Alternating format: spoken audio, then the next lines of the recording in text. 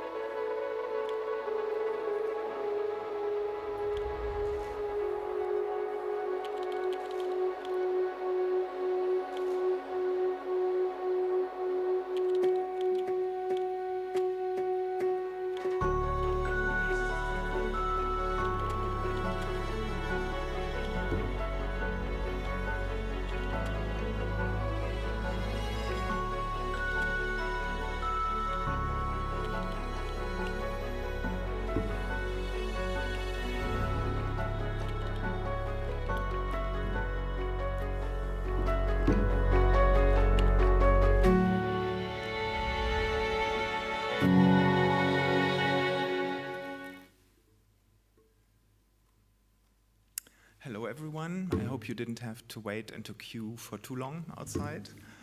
Welcome to the Journalism Trust Initiative, welcome to Perugia for those of you watching online, and also welcome to the famous after lunch slot. I hope you're enjoying yourselves and enjoying this festival. Let me first of all, of course, introduce to you our stellar panel.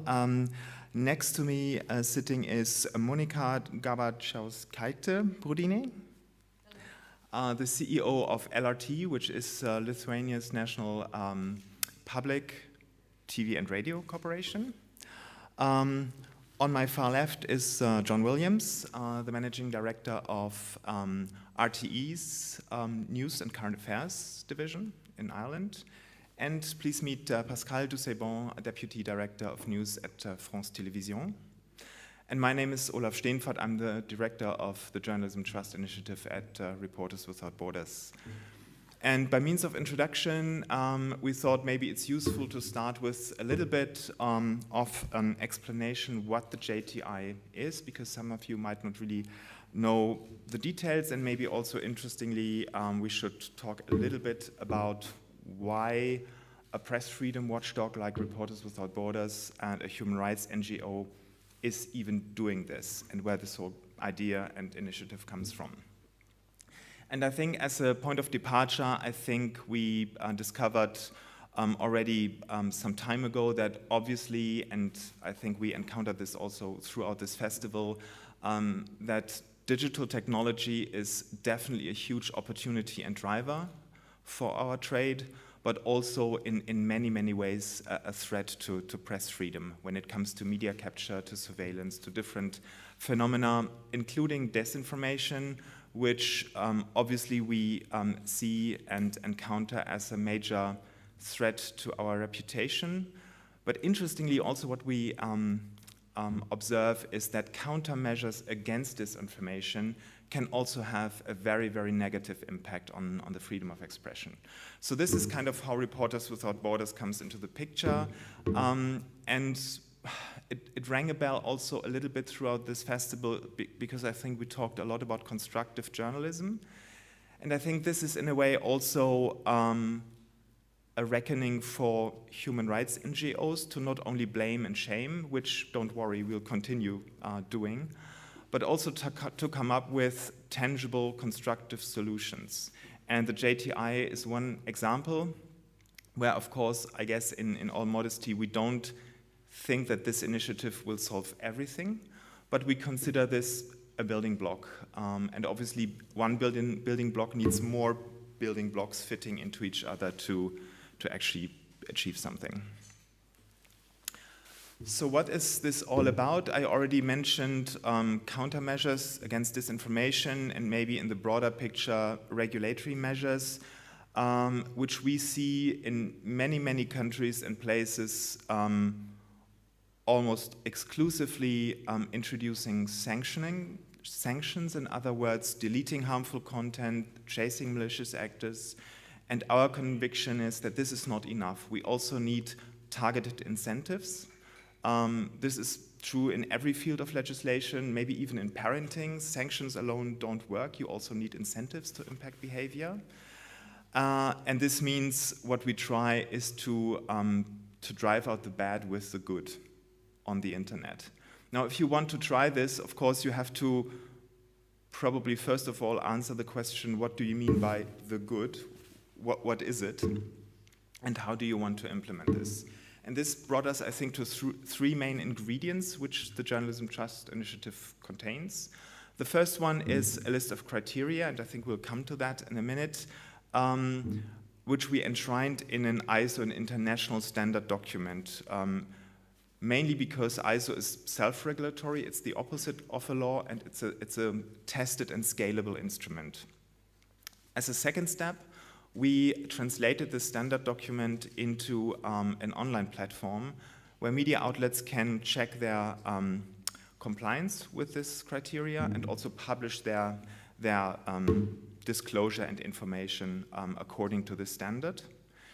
And thirdly, and this is to an extent still forthcoming, we work a lot, and this is really what Reporters Without Borders, I think, is doing all the time in other fields as well, advocacy, to drive the regulatory environment, particularly when it comes to obligations for platforms and intermediaries to make use of these instruments. So this is kind of, in a nutshell, how the Journalism Trust Initiative started and was built. What it actually... Excuse me, could you please make the presentation being on the screen, please? I think it would be better for the attendance. Thank you. I don't know where it was lost, but thank you for the observation. So what basically is the JTI? In essence, it's an internal diagnostic and compliance tool for media outlets. Secondly, it's an external transparency, accountability, and reputation tool. I think we internally kind of call it the yogurt moment of journalism, where consumers are more and more interested to actually look at the packaging and wonder what's in it and who owns the factory. So a lot about transparency and compliance. And maybe in our digital age, most importantly, the machine readability, to provide information about media outlet in a form of a trustworthiness indicator feeding into different algorithmic engines, be it search, be it social media, be it programmatic advertising. So this is what we think is what we can add to the table with the Journalism Trust Initiative. It's maybe also important to mention and to clarify what the JTI is not. It is not about content. We believe this would be a terrible idea to objectify individual articles or journalists. This can only go wrong. So the JTI is only and exclusively about the editorial process, the editorial management systems. And we will hear a bit later what this means in real life. Also, what's maybe important to keep in mind that the JTI is not about quality. The term quality is something that doesn't really appear in and around the JTI because it is not ranking media outlets or content at all. An ISO standard is always binary. So a toaster or a hairdryer is either electrical safe or it isn't. And this is also how the JTI works. You won't never get a ranking for media outlets out of this. And it is complementary to existing editorial guidelines and also institutions like Press Council. It adds a compliance layer to those existing mechanisms and institutions. And as I said earlier, it's not about sanctions, it's about incentives. So what are these incentives? I think there are maybe three different brackets of incentives. And not as priorities, just as a list. The first one is coming from the private sector. We see a lot of demand from advertisers, what they call brand safety, basically trying to avoid their commercial messages popping up next to child porn or hate speech. And the JTI provides a positive list to steer ad spend towards trustworthy sources. For platforms and intermediaries, integrity and user empowerment is more and more important, and this is where third-party plugins, if you wish, like the JTI, become more and more critical. When we look at the public sector, I think we see more and more governments venturing towards supporting journalism, but what's usually missing is a benchmark, like how do you allocate funds in a fair and transparent way? And this is where the JTI fits in. By the way, also more and more when it comes to allocating or basically buying public advertising, which in most places is at the moment still very intransparent. And also as a regulatory instrument, we see some examples. One might be the Online Safety Bill in the United Kingdom, which, as some of you might know, includes an exemption for media, but it doesn't include an explanation or definition what media is. And now it's up to Ofcom, the regulatory authority, to get it right. And this is where the JTI also could fit in as a benchmark. And last not least, donors and philanthropy are also obviously in need for a benchmark when it comes to grant making, not only grant making, but also the evaluation of projects, where a normative benchmark like the JTI might be useful. James Dean is in the room, and he's representing IFPIM, the International Fund for Public Interest Media, for example, that has announced to use the JTI as a tool in their future and upcoming work. We see a lot of support also from political quarters like the European Commission, which, by the way, is also supporting us financially at the moment to build this instrument. In return, we also get this. As you might know, the Global Times is the English-speaking mouthpiece of the People's Communist Party of China. So quite strong language there. And also a little bit kind of, I would say, interesting why they single out this particular initiative and RSF for this quite harsh criticism. I would say we take this as a badge of honor. And now back to Perugia and to our distinguished panel. Not by coincidence are we looking at the JTI today from or through the lens of public media for two reasons. One is that the European Broadcasting Union and its members have been instrumental in incubating and developing the Journalism Trust Initiative from the start. But maybe secondly, it's fair to say that transparency and accountability is a very, very integral cornerstone of the remit of public media as such. So I think it's quite natural that many, many public media organizations are leading in the implementation of the JTI, which doesn't mean that also commercial media, local community media are using it at the moment. We are about 10 months in after the launch of the JTI, and at the moment it's a little over 100 media outlets using it, with a very diverse range from community and local media through big national networks, north and south, east and west. And I hope we can come back to Perugia next time, maybe with a different angle on local and community media. I see Caroline in the room, Director General of Fondation Hirondelle. So we also have a very strong focus on media development and supporting vulnerable and smaller media outlets in the Global South to basically gain the same benefits and advantages out of this instrument than everybody else.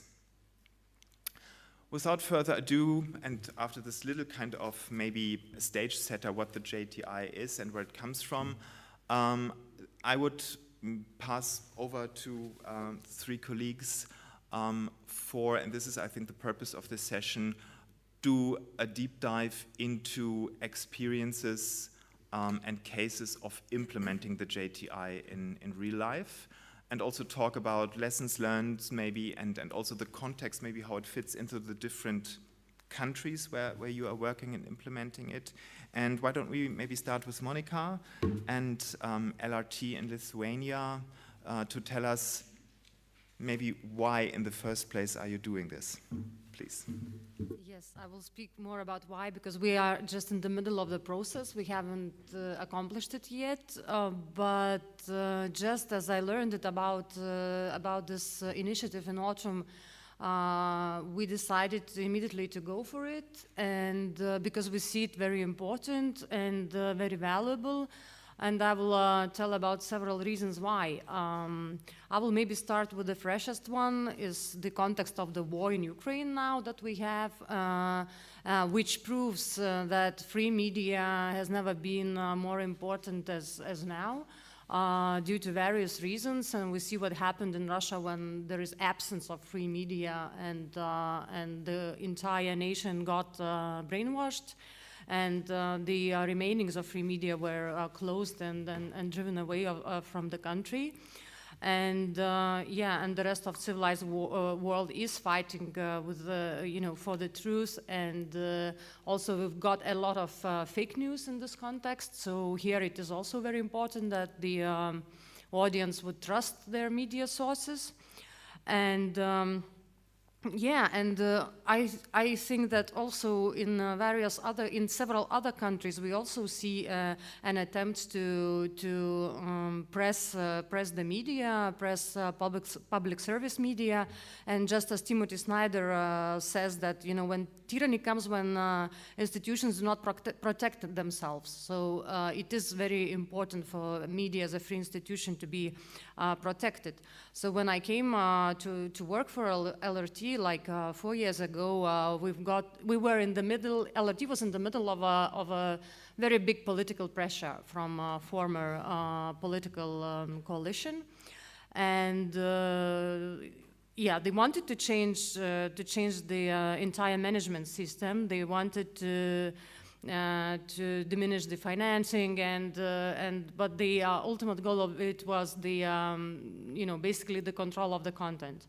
So I was started when and after having entered this office, I started to work a lot on the ethical standards.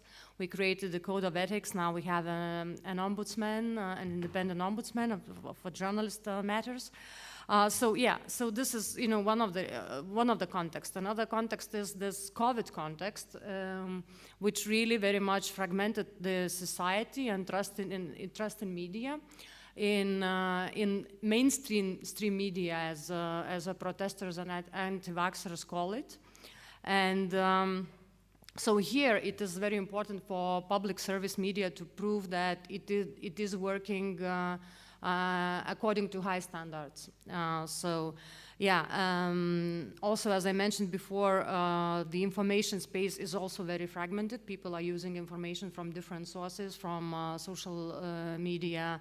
There are a lot of fake news, and so they have to know who to trust, and trust is a cornerstone of public service media, as it was mentioned here. Another problem, another issue is that LRT, as being the largest media group in Lithuania, is a standard. It should be a standard setter. We consider ourselves a standard setter for entire industry. So it's good. We consider it. We expect it to be, to bring journalism to a better level than it is now in Lithuania. It is good for the journalists themselves because they will have more clarity, more clear standards on how to work, more clear procedures. I think it's going to be good for LRT as an employer because proving yourself to having international standard. It means that you are truly independent in your editorial standards, and that you provide safety for the journalists, so you become preferable employer. So there are many reasons why we decided to go for it, and it's not easy, but I hope we're gonna make it throughout this year. Thank you very much. How is it perceived internally? By staff, maybe by unions and the kind of journalistic community?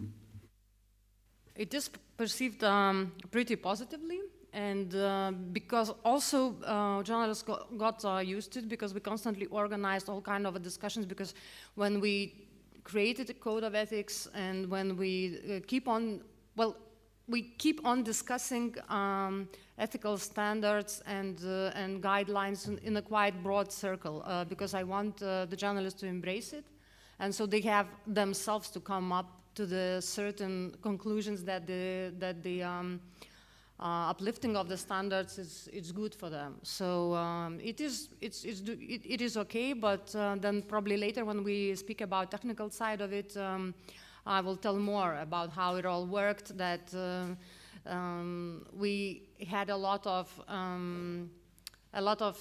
practices that are not put in a protocol. That it exists, but it needs to be put in protocol. Yeah, well, journalists are busy people and very creative people, and creating protocols is not their favorite part of the job. And yeah, so actually, you have to take when implementing it. So you have to to speak to them, to discuss it, and to make them clear what does it mean, what is the wording, what are the questions. Because if you simply send them questionnaires, so they answer yes, and not getting deeper into it. Yeah. Thank you very much, John. I found it quite brave because a little less than a year ago, when you started the process, the first thing you did, you announced it really, really quite heavily on all channels, which I guess created a lot of expectations internally, externally, last not least with us. So of course we are happy to see that it obviously went well, but tell us about your experience. Well, it was announced publicly to make sure we couldn't go back. So it was quite deliberate. And look, for us, this is the right solution at the right time, because 2 years ago, before the pandemic, we had launched the biggest marketing campaign that we'd ever launched about the truth.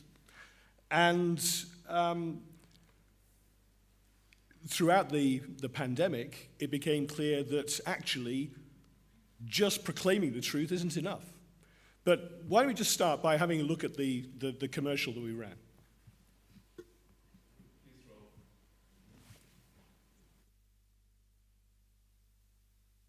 Not everything on your feed can be trusted.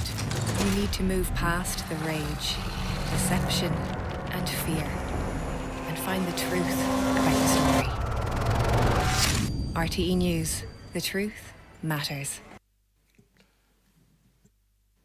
So, and this campaign was conceived before the pandemic, and actually Da Mediaport arrivano i mega sconti. It was due to roll out at Easter, just weeks after the pandemic began, and actually we paused it because it seemed as though it was slightly jumping on a bandwagon. But as you say, it became clear through the pandemic that while fact-based journalism was absolutely the antidote to the infodemic that came with the pandemic, as Monica has talked about, the anti-vaxxers and those who want to discredit fact-based journalism, the truth is they have also gained ground in this period, and where they may have been a small minority at one point, they're still a minority, but they're also quite a sizable number of people. And whether it's in our friends at NOS in Holland, whether it's RTE in Dublin, we found ourselves the targets of attacks for telling the truth. And so it became clear that we had to do more than simply shout about the truth. We had to be able to evidence that people had reason to trust us. And that's where, for me, the JTI came in. So you published your transparency report, you got externally certified. What was the perception, well, not only inside, but outside of RTE? Well, look, it's the privilege of my life to serve on the board of RSF's sister organization, the Committee to Protect Journalists. And one of my colleagues on the CPJ board is a guy called Steve Adler, who this time last year stood down as the editor-in-chief of Reuters. And in his final communication to his team at Reuters, he came up with this equation for trusted journalism, which was that humility, so H plus O plus T equals trusted journalism. Humility, objectivity, and transparency means trusted journalism. And you need all three to actually build that trust. And of course, the truth is we're not very good as a profession at doing humility. Journalists, I suspect from the outside, arrogance is rather more the description that we would attach to some of us. And I think it's fair to say that there are people who thought, well, if there's no problem, why do we need to do anything? Well, the answer is there is a problem, because whether we like it or not, there is a credibility gap. In the Reuters digital news report last year, it was terrific that 9 organizations in Ireland achieved more than 70% trust. And I'm delighted that RT News was at the top of that. But that also means we need to fight hard to maintain that and to give people reasons to continue to believe and to continue to trust. It's not enough just to sit back and relax and look back at the past. This is a fight for the future. And for me, this is what the JTI is all about. It is about making sure that going forward, the rich heritage that we've got in terms of where we've come from, we can carry it forward. I liken it to us being the keepers of the flame. And we are the keepers of the flame of truth and trust. And we need to make sure that that flame doesn't go out. And that, for me, in part, is what the JTI is also about. Over dinner last night, we talked a little bit also about the specific political environment in Ireland, which of course has a lot to do with funding, both on the public side, but I think also you run commercial operations as well. What impact do you expect, for the better or worse, hopefully the better, and how does the JTI fit into this context? I don't think necessarily there's a direct connection, but it is important that we are seen to be accountable. And every day we hold other organizations to account. And it's absolutely right that we are also held to account by others. And we cannot ask for public funding if we're not prepared to confront criticism in terms of that people have of us. Some of it will be justified, some of it will not. But we have to be big enough. I was saying to Monica before, we have to be big enough to accept that. And for me, I firmly believe that one of the roles in terms of one of the functions of receiving public funding is, as Monica said, we need to lead, and we need to be wrapping our arms around the whole industry.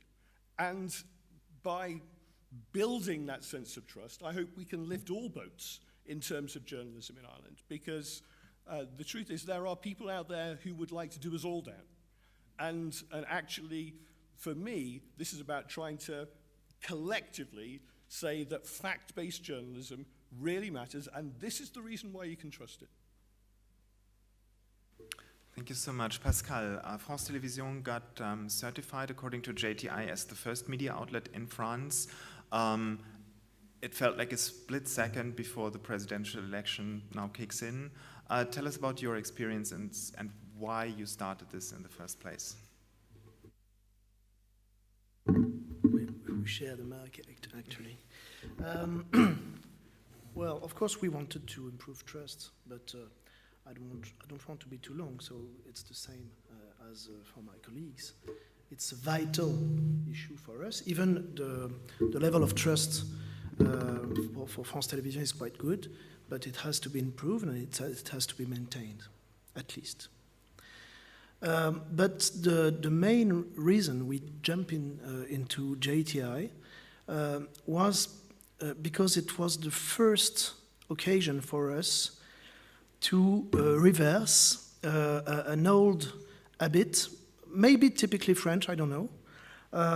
This habit is the following one, to approach ethics only through litigation.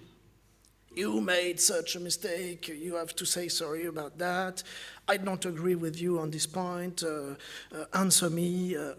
And for television in France, you have many institutions which propose to the citizen to complain, of course, and it's fair, and relay this complaint to us and eventually condemn us. And these institutions are multiple. The criminal justice, of course, as in every democracy. The ARCOM, former CSA, our administrative authority. More recently, the CDJM, the French version of the Press Council, composed of journalists. We have an ethics committee. It's mandatory for every big organization in France. And of course, these institutions are all at least partly legitimate. I agree with that.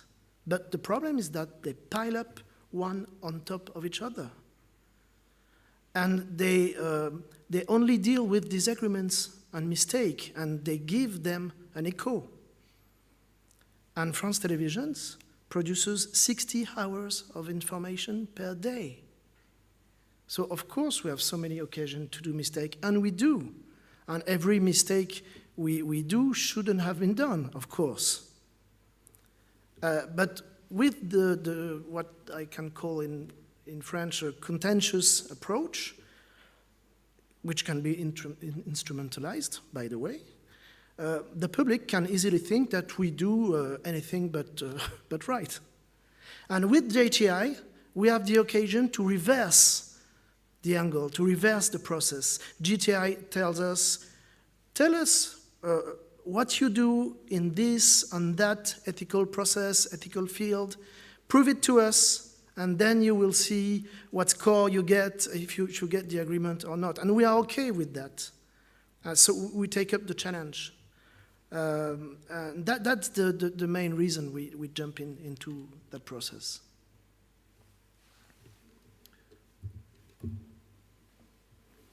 And maybe we can just have a look. So there is a communication on the About page of France Télé's homepage. And also here you can see what the JTI certificate, so the public-facing result of this exercise looks like. Yeah, you can find this link on our institutional website called France TV et vous. It's very similar to what RTE did, actually. It was inspiring, thank you very much. And of course, everybody can click on the link and see every detail of the answers we gave to JTI about every topic. So, on the right, bottom right, there is a list of topics. You can click on it and you can see every one of our answers. And it's a live process. Of course, I think we are going to reapply in the future, and we are also able to propose some changes in JTI. We are ready to do that. Actually, we have some ideas. So it's very interesting. If I may, I think that's a really important point, that this is a living process. It's not, one moment and you get a tick and that's it. It's an iterative process. And going through the process, you learn as well. And, if we want to get it again in 24 months' time or whenever we reapply, then the world will have changed and it will require us to continually move forward. So it ought to be a process of continuous improvement. So particularly the two of you, John and Pascal, went all the way, including external certification. What was that like when an external auditor, in this case I think it was Deloitte, so one of the big 4 audit firms, basically checks everything? And I think in the corporate culture, probably particularly larger corporations, you know this, ISO standards and implementation certification for, broadcast signals, door handles, waste management, so any other process in the company except for journalism. And now this kind of came on top. What was it like? Challenging. Let's be honest, there are plenty of different causes within an organization that would quite like to keep everything private. And committing to correct any serious mistakes publicly, that will be embarrassing for some individuals, and there's a tendency to say, well, actually, let's just we'll sort it out locally, but let's not advertise it. The truth is that, you know, it's a bit like being pregnant. You can't be half pregnant. You're either all in or you're all out. And if you're going to be all in, well, then you have to take the good with the bad. And, you know, I keep coming back to this thing about humility. We have a job of work to do to convince people that we deserve their trust. And, you know, if we are to do that, then, you know, as the hashtag says, if we've got nothing to hide, then let's go for it. And, you know, yeah, I'll be honest, part of the reason why we went for it was to drive change, was to actually make sure that we did continually move forward. Because, you know, it's very, very easy. And the larger the organization, the easier it is simply to stand still. Everybody is busy. Everybody works incredibly hard. And after the pandemic, the last thing people wanted really was for some smart-ass director of news to say, and now we're going to do this. It can be tiring and exhausting, and it's the last thing people need. But actually, the truth is, if we're to secure the future, and if we're to win the future, then we have to keep moving forward. I'll just have one small comment that it is not only important to comply to these standards, but also live up to these standards. And you know, the audience and you know, politicians, they don't care. They wouldn't care that you have this ICO standard if it's not working. You know, you can tell a hell of a lot, you know, for your audience on how you are certified. But if they feel that you are not doing your job professionally, so it's not going to work. For the reasons John just described, the same reasons, I was very much on my own for a very long time during the process. And I had difficulties to convince my colleagues, my bosses, to accept this outside view. This question, inside the question about Deloitte audit, is really a tough question for us. Because everybody was afraid of showing our process and eventually our lack of process. And of course they, as usual, masked their fear with a kind of arrogance. We don't need these people, they are going to criticize us, like all the other compliance officers I told about a few minutes ago. They have nothing to teach us. We are French, we are Napoleon, we don't have, we know everything. You know, you can imagine, journalists and French, both two reasons not to be really humble, actually. But more seriously, with patience, slowly, it took almost a year. You can remember that. People have been convinced from time to time to help me answer the very harsh questionnaire. Because, you know, a Deloitte surveyor is not supposed to take your word for it. You have to prove everything, and it's quite difficult. And there is a detail, actually, which is more than a detail. We are talking about Deloitte Australia. So that means that the meetings are at 7 o'clock in the morning, and it's a shame. No, actually it's a difficult process. It's precise. You have to be precise, and we have many rules in France Télévisions which are not written. So it's very difficult to prove that you're well in practice. I have some examples towards that, but I don't know if I have time or not. Please, may yes. I? Okay. For example, a very simple topic: the locations on the screen. If we cover a story in Perugia, of course, it's written Perugia on the screen. If we cover it today, it's written today. If it was 2 days ago, we write the date. It's simple, but it's so simple, it's so basic that it's written nowhere, nowhere. it's an unwritten rule. So the Deloitte surveyor said, okay, Pascal, maybe you are very, very conscious of the topic, but can you prove it? So we had to write a guide for the first time in almost 50 years of existence. And that's what is very, very good in this process. It's passionate to do that, because you have to write a law that does exist, which is good, with no doubt on it, but you have to chart it. For us, there was one similar example, which is about safety. One of the criteria is, do we explicitly talk about the measures that we take to protect our journalists? And as I say, for somebody who sits on the board of an organization called the Committee to Protect Journalists, in all of our editorial guidelines, there was no mention. Now, in the corporate health and safety, we talk about the safety of our staff, but no explicit commitment in terms of sending journalists with the right equipment into war zones.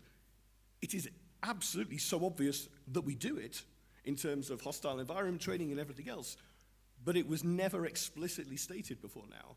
And one of the things that the JTI has forced RTE to do is to be explicit about the importance of safety, not just staff, but contributors, and that it is the most important thing that we do, and that no story is worth a life. I think these examples maybe illustrate the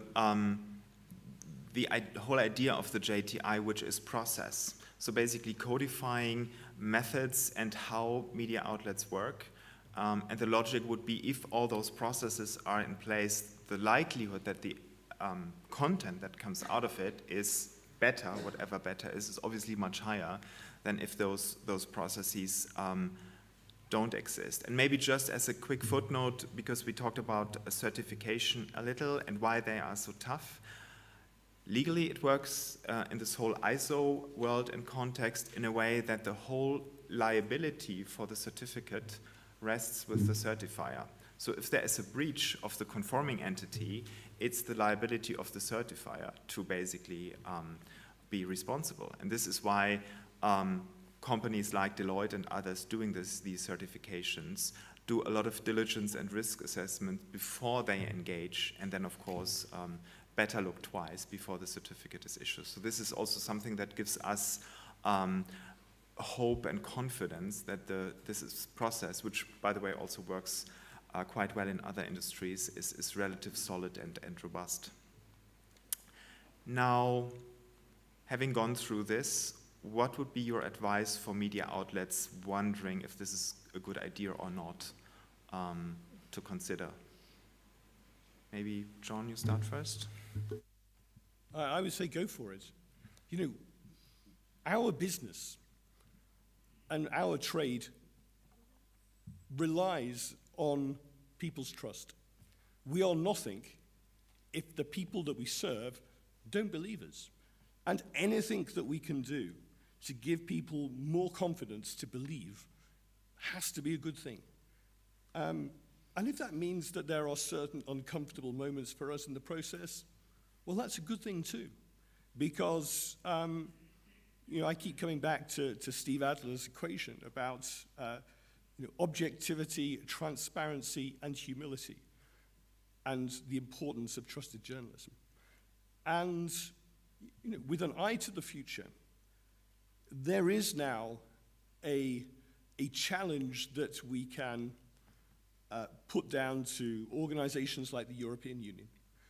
Now that there is a standard for trusted journalism, there is no excuse for the EU or other organizations to allow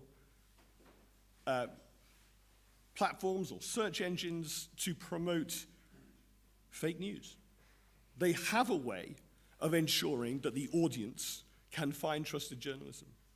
And for me, the greatest contribution of the JTI is in terms of making it easier for the audience to find news that they can trust, because it is incumbent on legislators in every jurisdiction to actually help keep their people safe. It is the first responsibility of any authority, is to keep its people safe. And online safety is exactly the same. And using the JTI to ensure that they can do that, I think, is one of the challenges of our age for our legislators. What advice would you give? Well, actually, in front of colleagues, I think I should say exactly the same as I just said. Exactly the same. It's a vital issue. The only asset we have is not our budget. Of course it is, but it's not only our budget. The main asset is trust, as John said. It's the main asset. So it's a vital issue. We can be attacked by two types of people who doesn't want the public service media to exist anymore. First, authoritarian populist politics. I can't say any name because of the electoral law, because it's Saturday and we vote tomorrow actually in France. So I won't say any name, but you know what I mean. And the other type of threat is the liberals, economically speaking, liberal politics, who say we don't need a public service media anymore because people have choice. So we don't need, well, actually, we don't need a so powerful public service media. So we have to justify our existence.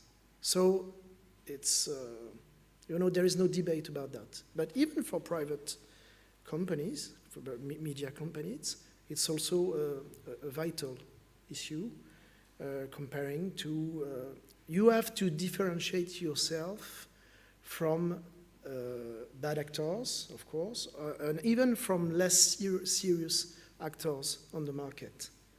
And this is the vital issue for the future. Monica, what are your learnings and maybe advice for media outlets that might want to consider this? I think that I don't want to repeat what my colleague said, but trust is the main currency for the media and especially for public service media. And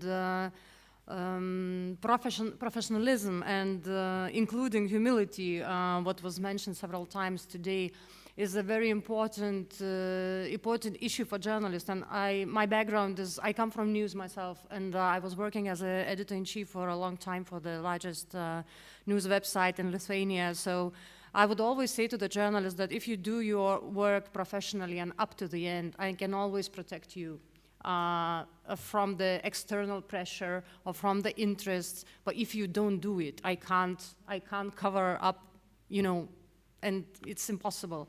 So putting, having all these standards in place, it's very good. And my experience, I come from commercial sector. When I came to public service media, it's very much about, it has a lot of processes, bureaucracy, which seems as a bureaucracy, but on the other hand, you just realize that all these standards and all these procedures they make your life very clear, easy and transparent, and can help you a lot. And from external and political pressure, you just say, hands off. We have ICO standard, and and it is certified. And yeah, so I think it is very important also for the journalist to know the process very clear, how we correct mistakes, how we behave in one or another situation. For them, it's very, you open your guidelines and it is there. So I learned throughout these 4 years that these guidelines and procedures helps a lot in difficult situations. So.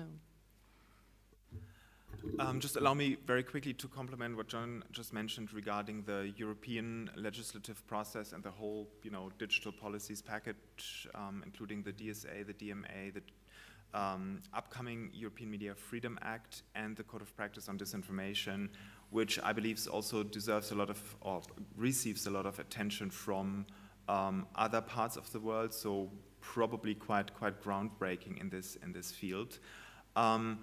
There is, I think, an opportunity here because the Code of Practice on Disinformation explicitly contains obligations and commitments for platforms which are signatory to this code to use trustworthiness indicators like the JTI for two things. One is, actually for three. One is empowering users by means of labeling, so actually adding additional content and context to sources.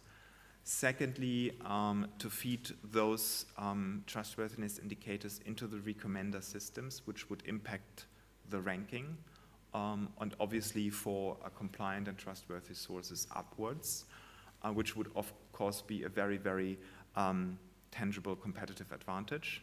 And thirdly, for ad placements, where more or less the same logic applies. The revised Code of Practice on Disinformation will be published in May. Reporters Without Borders is a signatory to this code with the Journalism Trust Initiative.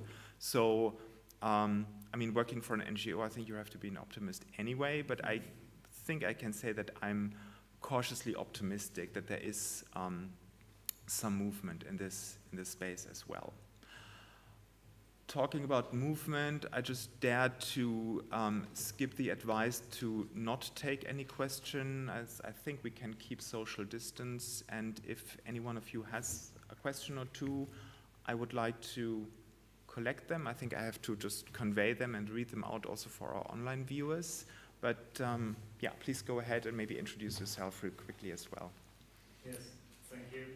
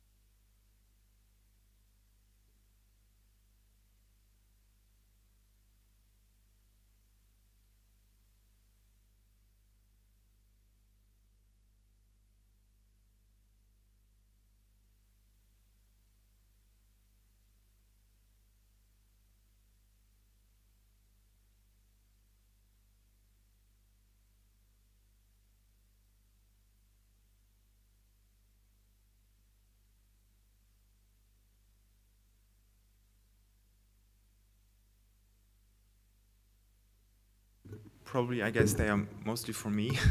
So the first question was about the spectrum and variety of let's say, early adopters and users of the JTI. I mean, in the room is Thomas Rebbe, who is the editor-in-chief from gmx-web.de in Germany, which is one of the largest websites, even larger than Facebook in Germany, so very, very large traffic and reach, that also got JTI certified very recently. Congratulations, by the way. So that's a wholly commercial operation.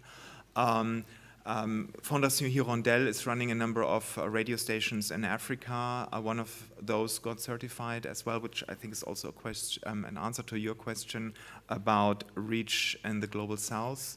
And we have a number of also very small media outlets in different parts of the world, Latin America, South and Eastern Europe, India as well. Running the JTI very successfully. I think the whole media development community is also considering this as an instrument quite thoroughly, not only to sort of make decisions about with which media outlets to engage and how projects are going, but also, of course, as a diagnostic tool for interventions to say, okay, it may sound a bit silly, but you know, if you're garage offers a free winter checkup, and then you get your car there, and then of course they discover something and repair it. I mean, in a way, this is also a diagnostic tool for media development at large, and I'm sure we will have to tell more success stories very soon on this end. So I think we are right on time. Thank you so much. Sorry for the little delay in the beginning. Feel free to get in touch. But maybe even more importantly, just sign up, create an account, and try it out and play with it. So the first stage, the self-assessment, is totally internal. You can just create a mock-up account, call yourself Mickey Mouse, play with it, delete it if you want, and just, of course, get back to us and tell us how it goes. And we'll be around for further questions. Thank you very much for joining us.